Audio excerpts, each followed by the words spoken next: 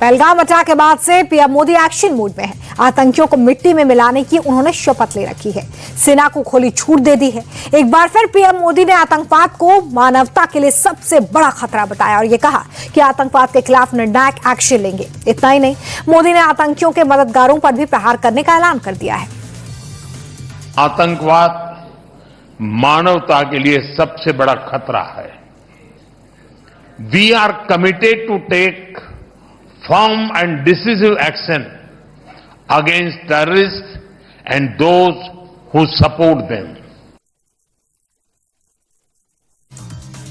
राजस्थान सरकार में मंत्री राज्यवर्धन सिंह राठौर ने भी साफ कहा कि भारत के ऊपर आंख उठाने वालों को प्रधानमंत्री नरेंद्र मोदी करारा जवाब देंगे। समय और स्थान भारतीय सेना को तय करना है। भारत पर जो कायराना हमला किया गया है, उन्हें ऐसा जवाब दिया जाएगा कि कोई सोच भी नहीं सकता। प्रधानमंत्री मोदी जी ने ये स्पष्ट कर दिया है कि भारत के ऊपर जो आंख उठा के देखेगा उसको एक करारा जवाब दिया जाएगा। समय और स्थान ये भारत की सेना तय करेगी और जो कायराना हमला भारत के ऊपर हुआ है उसका ऐसा जवाब दिया जाएगा जैसे उनको कभी सोच भी नहीं सकते थे। जैसे मैंने कहा कि सेना को खुली छूट दी है प्रधानमंत्री मोदी जी ने ये कार्रवाई करने के लिए। अब उसके साथ साथ आज हमें साइबर स्पेस की भी सुरक्षा का ध्यान रखना है और हमले केवल फिजिकल नहीं होते, ये साइबर पे भी होते हैं। इसीलिए आज हमारी ये बहुत महत्वपूर्ण बैठक थी। पहलगाम अटैक को लेकर जब पूरे देश में गुस्सा है, पाकिस्तान को सबक सिखाने की मांग की जा रही है, तब कांग्रेस ने सर्जिकल स्ट्राइक का सबूत मांगकर सेना पर ही सवाल खड़े कर दिए हैं। अब इसे लेकर बीजेपी हमलावर है। बीजेपी सांसद सम्बित पात्रा ने कांग्रेस पर जमकर हमला बोला और ये कहा कि बार बार सबूत मांगकर ये देश और सेना का अपमान करते हैं, जबकि स्ट्राइक की बात पाकिस्तान ने भी कबूली थी। कि 2019 में पुलवामा के समय भारत की सेना ने, भारत की वायु सेना ने जो सर्जिकल स्ट्राइक पाकिस्तान के ऊपर किया था वो गलत था, वो हुआ ही नहीं था। उनके शब्द है, मैं पढ़ रहा हूं।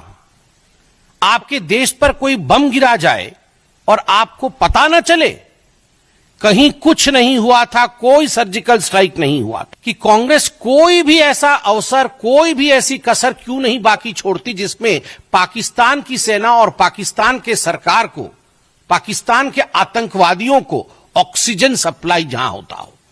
हर समय पाकिस्तान के आतंकवादियों को और पाकिस्तान की सेना को ऑक्सीजन सप्लाई करने का काम ये कांग्रेस पार्टी करती है।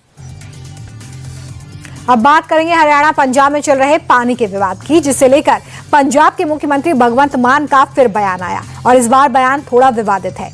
भगवंत मान ने कहा कि पानी के लिए तो पंजाब में कत्ल हो जाते हैं, ऐसे में अपना पानी बिना रजामंदी के कैसे बाहर दे दें, ऐसा नहीं चलेगा।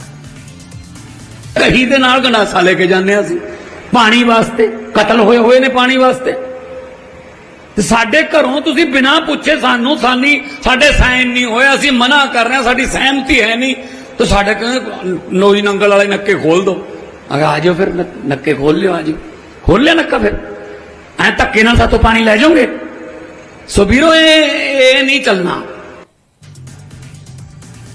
पानी विवाद पर हरियाणा के मुख्यमंत्री नायब सिंह सैनी का बयान भी सामने आ चुका है। वो कह रहे हैं कि पंजाब अपने आवंटित हिस्से से कहीं ज्यादा मात्रा में पानी का उपयोग कर रहा है, वहीं हरियाणा को 17% कम पानी मिल रहा है। सैनी ने मान सरकार पर तथ्यों को तोड़ मरोड़ कर पेश करने का आरोप भी लगाया है। सुनिए।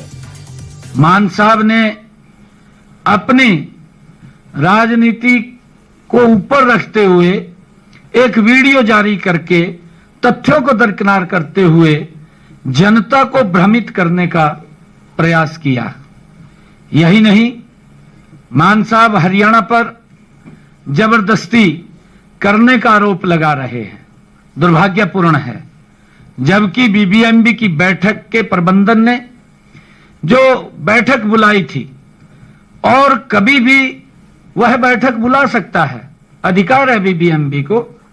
हम जो नियम के अनुसार चले हैं और चल रहे हैं, क्योंकि बीबीएमबी ने बैठक बुलाई और उसी ने निर्णय किया।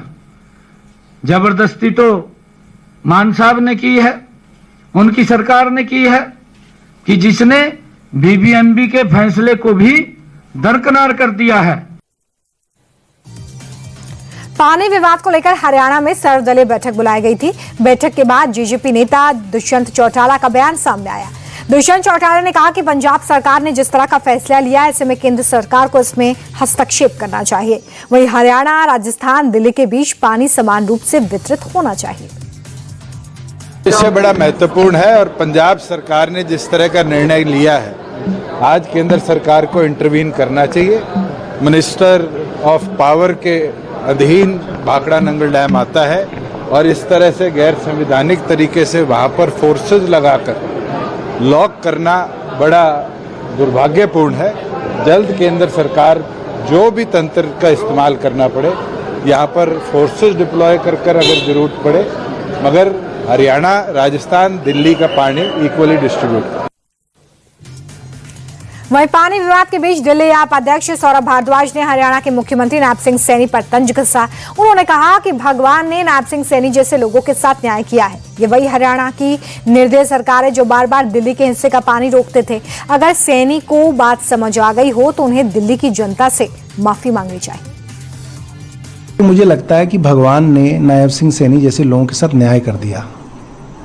ये वही हरियाणा की निर्दयी सरकार है, निर्लज सरकार है जो बार बार दिल्ली के हिस्से का पानी रोकती थी, बार बार उस पानी में पोल्यूटेंट्स छोड़ती थी जिसकी वजह से अमोनिया बढ़ता था, और जब दिल्ली के लोग इनसे मांग करते थे तो ये मजाक उड़ाते थे।